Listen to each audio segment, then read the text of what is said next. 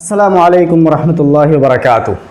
قرآن مجید میں اللہ رب العالمین نے اپنے بندوں کو بہت سارے مقامات پر استغفار کا حکم دیا ہے، اپنے گناہوں سے معافی مانگنے کا حکم دیا ہے، کیونکہ تمام بندے گناہوں میں ڈوبے ہوئے ہوتے ہیں، تمام بندے اللہ کی نافرمانیوں کا ارتکاب دن اور رات کرتے ہیں، اللہ کی حرام کردہ چیزوں کے عادی ہوتے ہیں۔ اسی لیے اللہ رب العالمین نے اپنے بندوں کو معافی مانگنے کا حکم دیا کہ اپنے گناہوں سے معافی مانگو۔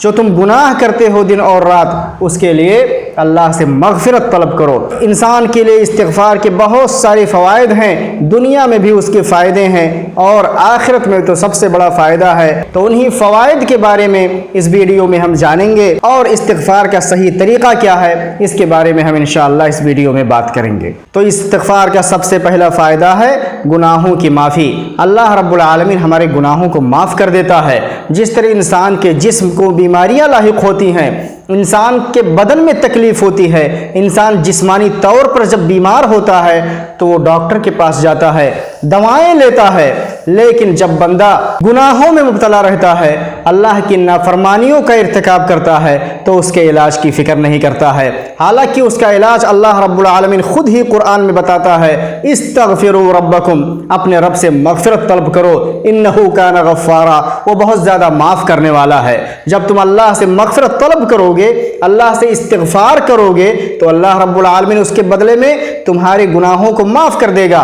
اور بھی بہت سارے فائدے ہیں جو انسان کو حاصل ہوتی ہیں استغفار کی وجہ سے، آگے میں اس کا ذکر کروں گا۔ دوسرا فائدہ ہے رزق میں برکت۔ گناہ تو سبھی کرتے ہیں، چاہے وہ عالم ہو یا جاہل ہو، ہر انسان سے گناہ سرزد ہوتا ہے، لیکن جب بندہ اللہ سے معافی مانگتا رہتا ہے، اپنے گناہوں سے توبہ کرتا رہتا ہے، تو اللہ رب العالمین خوش ہو کر اس کے رزق میں برکت عطا فرماتا ہے۔ انسان جب جتنا گناہوں میں ڈوبتا جاتا ہے، جتنا اللہ کی نافرمانی میں ڈوبا ہوا ہوتا ہے، اللہ رب العالمین اس کے رزق کی برکت کو چھین لیتے ہیں، اس کے رزق کی برکت کو ختم کر دیتے ہیں، اور جب برکت ختم ہو جاتی ہے تو اس کا زندگی کی کوئی لذت اور کوئی آرام انسان اپنے مال سے حاصل نہیں کر سکتا ہے۔ اور تیسرا فائدہ یہ ہے کہ جب بندے اللہ سے استغفار کرتے ہیں تو اللہ رب العالمین بارش نازل فرماتے ہیں ان پر، ان کی کھیتیاں سیراب ہو جاتی ہیں، ان کی کھیتیاں سبز و شاداب ہو جاتی ہیں،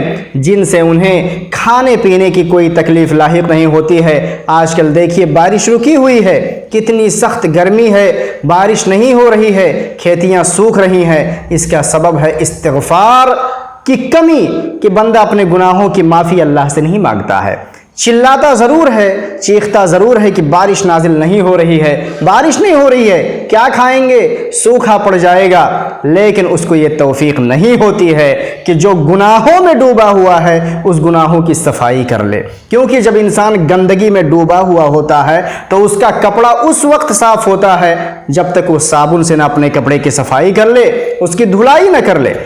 تو انسان گندگی میں، گناہوں کی گندگی میں لت پت ہے، لیکن اس کی صفائی کرنے کی فکر نہیں ہے، تو اللہ رب العالمین بارش کہاں سے نازل فرمائے گا؟ اسی طرح استغفار سے اللہ رب العالمین اولاد کی برکت عطا فرماتا ہے، اولاد میں برکت دیتا ہے۔ جو صاحب اولاد نہیں ہیں انہیں اللہ رب العالمین اولاد کی نعمت سے نوازتا ہے۔ یہ قرآن کا فیصلہ ہے، میں اپنی طرف سے کچھ نہیں کہہ رہا ہوں۔ اللہ کے رسول صلی اللہ علیہ وسلم فرماتے ہیں، واللہ انی لاستغفر اللہ واتوب الیہ فی اليوم اکثر من 70 مرہ۔ صحیح بخاری کی روایت ہے کہ اللہ کے رسول صلی اللہ علیہ وسلم نے فرمایا کہ اللہ کی قسم، میں ایک دن میں اللہ سے 70 بار مغفرت طلب کرتا ہوں، 70 بار سے زیادہ اللہ سے معافی مانگتا ہوں۔ ایک حدیث میں 100 بار کا ذکر ہے۔ اللہ کے رسول صلی اللہ علیہ وسلم کا جب یہ حال ہے کہ ایک دن میں 100 بار، ایک دن میں 70 بار رسول اللہ صلی اللہ علیہ وسلم اللہ سے معافی مانگتے ہیں، اللہ سے مغفرت طلب کرتے ہیں، تو ہم اور آپ کہاں کے ہیں؟ ہم اور آپ تو گناہوں میں ڈوبے ہوئے ہیں، اللہ کی نافرمانیاں کر کر کے ہم تھکتے نہیں ہیں، دن اور رات اسی میں مشغول رہتے ہیں، تو کہاں سے ہمارے اوپر بارش نازل ہوگی؟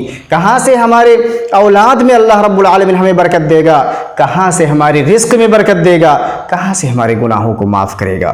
کیونکہ اللہ کا حکم ہے استغفروا ربکم، اللہ سے پہلے مغفرت تو طلب کرو، اللہ سے معافی تو مانگو، پھر ان تمام چیزوں کی امید لگاؤ۔ حضرت قتادہ فرماتے ہیں ان ھذا القرآن یدل علی دائکم و دوائکم، یہ قرآن تمہاری بیماریوں کے بارے میں بھی بتاتا ہے اور اس کی دوا اور اس کا علاج بھی بتاتا ہے۔ بیماریاں کیا ہیں؟ بیماریاں گناہ ہیں جو انسان کے روح کو لاحق ہوتی ہیں۔ بیماریاں دو طرح کی ہوتی ہیں، جسمانی بیماری جسے انسان دواؤں سے ٹھیک کر لیتا ہے، دوائیں کھا کے ٹھیک ہو جاتا ہے، اور دوسرا ہے روحانی بیماری، انسان کے روح کو جو بیماری لاحق ہوتی ہے اور وہ گناہ ہے، اور اس کا علاج قرآن ہمیں کیا سکھاتا ہے؟ قرآن ہمیں بتاتا ہے کہ اس کا علاج استغفار ہے، اللہ سے معافی طلب کرنا اس کا علاج ہے۔ اگر کسی بیماری کو بغیر علاج کے چھوڑ دیا جائے تو پورا جسم جس طرح خراب ہو جاتا ہے ویسے انسان کا پورا روح خبیث ہو جاتا ہے، پوری روح خراب ہو جاتی ہے۔ حضرت لقمان اپنے بیٹے کو نصیحت کرتے ہیں کہ اپنی زبان کو اللہم اغفر لی، اے اللہ تو مجھے معاف کر دے، اس جملے کی عادت ڈالو، زیادہ سے زیادہ کہا کرو، کیونکہ ہر دن کچھ نہ کچھ وقت ایسے آتے ہیں جس وقت اللہ رب العالمین کسی بندے کی دعا کو رد نہیں کرتا ہے، اس کی دعا کو ضرور قبول کرتا ہے۔ اس لیے اپنی زبان کو اس کی عادت ڈال لو، اللہم اغفر لی، اٹھتے بیٹھتے راستے میں، کتنا آسان جملہ ہے، کیا اس میں کوئی طاقت لگتی ہے؟ کتنا انرجی خرچ ہوتا ہے؟ اللہم اغفر لی، اے اللہ تو معاف کر دے، اے اللہ تو میرے گناہوں کو معاف کر دے، کیونکہ آپ جو ہے گناہوں میں ڈوبے ہوئے ہیں، تو گناہ کتنی محنت سے کرتے ہیں اور کتنا لذت حاصل کرتے ہیں، اور اتنا آسان جملہ کہنے کی توفیق نہیں ہوتی ہے انسان کو، اللہم اغفر لی، اے اللہ تو مجھے معاف کر دے۔ تو حضرت لقمان علیہ السلام نے اپنے بیٹے کو نصیحت کیا کہ اپنی زبان کو اس جملے کی عادت ڈال لو، کیونکہ ہر دن اللہ رب العالمین کوئی نہ کوئی پل، کوئی نہ کوئی وقت ایسا ہوتا ہے جس وقت اللہ تعالیٰ کسی بندے کی دعا کو رد نہیں کرتا ہے، قبول ضرور کرتا ہے۔ امام حسن بصری رحمۃ اللہ علیہ کا ایک واقعہ میں آپ کو سناتا ہوں۔ امام حسن بصری رحمۃ اللہ علیہ اپنی مجلس میں بیٹھے ہوئے تھے کہ ایک شخص اندر داخل ہوتا ہے اور اپنی حالت بیان کرتا ہے، شکایت کرتا ہے کہ سوکھا پڑ گیا ہے، بارش نازل نہیں ہوتی ہے، کھیتیاں سوکھ رہی ہیں، بڑی مصیبت ہے اور حالت بہت زیادہ خراب ہے، اس کا حل بتائیے آپ، اس کا علاج کیا ہے؟ یہ ایک بیماری ہے جس کا علاج تو ہونا چاہیے، اس کا حل کیا ہے، اس کا علاج کیا ہے؟ امام حسن بصری رحمۃ اللہ علیہ فرماتے ہیں استغفر اللہ۔ اس کو علاج کیا بتایا؟ استغفر اللہ، کہ جا تو اپنے گناہوں کی معافی مانگ اللہ سے مغفرت طلب کر۔ وہ شخص چلا جاتا ہے، اس کے بعد دوسرا شخص داخل ہوتا ہے، وہ کیا کہتا ہے اے امام حسن بصری، میں بہت زیادہ فقیر ہوں، میرے پاس کھانے کے لیے، پہننے کے لیے، اولاد کی پرورش کے لیے کچھ ہے ہی نہیں، میں کیسے زندگی گزاروں؟ اس کا کچھ حل بتائیے کہ میری حالت درست ہو جائے۔ امام حسن بصری رحمۃ اللہ علیہ نے فرمایا استغفر اللہ، کہ جا تو اپنے گناہوں کی معافی مانگ اللہ سے مغفرت طلب کر۔ وہ بھی چلا گیا۔ تیسرا شخص داخل ہوتا ہے، کہتا ہے، اس نے بھی اپنی ایک شکایت عرض کیا، اس نے کہا کہ میرے پاس اولاد نہیں ہے، اتنے سال شادی کو ہو گئے ہیں، ابھی تک کوئی اولاد نہیں، کوئی لڑکا لڑکی نہیں ہے، کچھ ترکیب بتائیں، کچھ علاج بتائیں، کوئی دعا ہی بتائیں جو میری اس پریشانی کا حل ہو۔ امام حسن بصری رحمۃ اللہ علیہ فرماتے ہیں استغفر اللہ، جا تو اپنے گناہوں کی معافی مانگ اللہ سے، تیرا علاج ہی یہی ہے کہ تو اللہ سے معافی مانگ اپنے گناہوں کی۔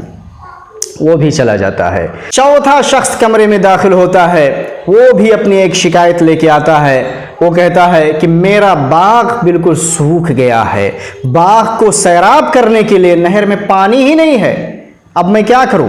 میرے بچے کھائیں گے کیا؟ سال بھر ہمارا گزارا کیسے ہوگا؟ اس کا طریقہ بتائیے اور اس کا علاج بتائیے۔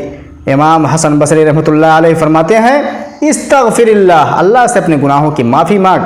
ان چاروں کے چلے جانے کے بعد ایک شخص انہی کی مجلس میں سے کھڑا ہوتا ہے اور سوال کرتا ہے، 4 انسان آئے، 4 لوگ آپ کے پاس ابھی آئے اور چاروں کی پریشانیاں الگ الگ تھیں، انہوں نے اپنی الگ الگ پریشانیاں آپ سے ذکر کی، لیکن یہ کیسے ہو سکتا ہے کہ آپ نے علاج سب کو ایک ہی بتایا؟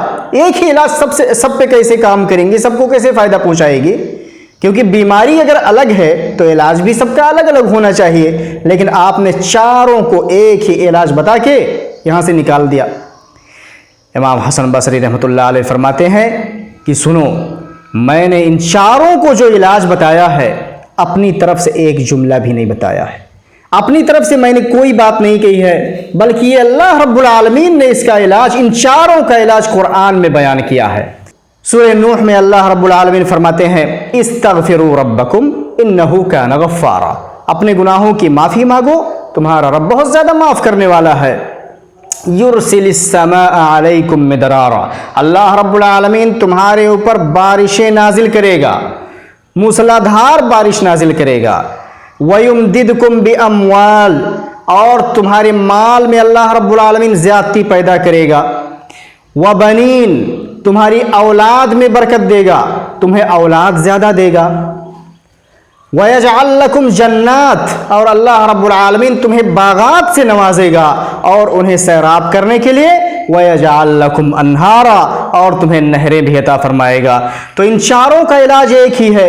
پہلا شخص آیا سوکھا پن کا، اس نے شکایت کیا تو اللہ رب العالمین کیا فرماتے ہیں؟ استغفار کا فائدہ ہے یرسل السماء علیکم مدرارا، کہ اللہ رب العالمین تمہارے اوپر موسلادھار بارش نازل کرے گا جس سے سوکھا پن دور ہو جائے گا۔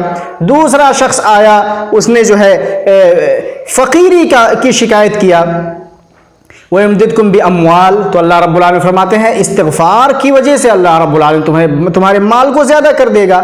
تیسرا شخص آیا، اس نے اولاد کی شکایت کیا کہ میرے پاس اولاد نہیں، تو اس کا علاج بھی ہے وَبَنِينَ، اور اللہ رب العالمین تمہیں زیادہ اولاد سے نوازے گا۔ اور تیسرا آیا، اس نے کہا کہ باغ کو سیراب کرنے کے لیے جو ہے پانی نہیں ہے، نہر سوکھ گئے ہیں، تو اللہ رب العالمین استغفار ہی کے بدلے میں اسے یہ چیز بھی عطا کریں گے وَيَجْعَلْ لَكُمْ جَنَّاتٍ وَيَجْعَلْ لَكُمْ أَنْهَارًا، کہ اللہ رب العالمین تمہیں باغ بھی دے گا اور انہیں سیراب کرنے کے لیے نہریں بھی عطا فرمائے گا۔ تو میں نے ایک جملہ اپنی طرف سے نہیں کہا ہے، بلکہ ان سب کا علاج ہی استغفار ہے۔ استغفار کی کمی ہی کی وجہ سے یہ بیماریاں ان کو لگی ہیں۔ لیکن میرے دوستو، استغفار کی ایک شرط ہے۔ ایسا نہیں ہے کہ ہم گناہ کرتے رہیں۔ مثلا کوئی شخص زنا کا عادی ہے، غلط فلمیں دیکھنے کا عادی ہے، تو روزانہ وہ فحش موویز، فحش مواد دیکھتا رہے اور ہر وقت استغفر اللہ اللہم اغفر لی کا ورد کرتا رہے، اس سے کوئی فائدہ نہیں ہوتا ہے۔ گناہ کو پہلے چھوڑنا ہوگا، یا جہاں تک جس گہرائی تک ہم گناہ میں ڈوبے ہوئے ہیں وہاں سے ہمیں واپس پلٹ کے سیدھے راستے تک پہلے آنا ہوگا، پھر اللہ سے معافی مانگنی ہوگی۔ پہلے گناہ کو چھوڑو، جس گناہ کی معافی مانگ رہے ہیں پہلے اس گناہ کو چھوڑنا ہوگا، اس کے بعد اللہ سے معافی مانگو، اللہ رب العالمین ضرور معاف کرے گا۔ جو اللہ سے معافی بھی مانگتا ہے اور گناہ بھی کرتا ہے تو یہ کیسی معافی ہوئی بھائی؟ پہلے گناہ تو چھوڑ، شرمندگی کے ساتھ اللہ سے معافی مانگ، پورے عزم اور ارادے کے ساتھ کہ آئندہ مستقبل میں فیوچر میں کبھی تو اس گناہ کو نہیں دہرائے گا، پھر اللہ سے معافی مانگو، اللہ رب العالمین ضرور معاف کرے گا اور استغفار کے تمام فوائد سے ہمیں نوازے گا۔ استغفار اور توبہ کے لیے نیت کا خالص ہونا ضروری ہے۔ تو میرے دوستو، امید ہے کہ یہ ویڈیو آپ کو ضرور پسند آئی ہوگی۔ اگر آپ کو اس ویڈیو سے ذرا سا بھی فائدہ ہوا ہو تو دوسروں تک بھی اسے ضرور شیئر کریں، اور اس چینل پر نئے ہیں تو اسے سبسکرائب ضرور کر کے جائیں، تاکہ اسی طرح کے دینی اور مفید ویڈیوز آپ کو مسلسل ملتی رہیں۔ والسلام علیکم ورحمۃ اللہ وبرکاتہ۔